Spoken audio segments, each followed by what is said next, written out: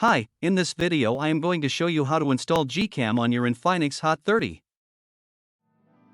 Step 1. Visit our website by clicking on the first link in the description. Step 2. On our website, go to the download section and download GCam APK file. Step 3.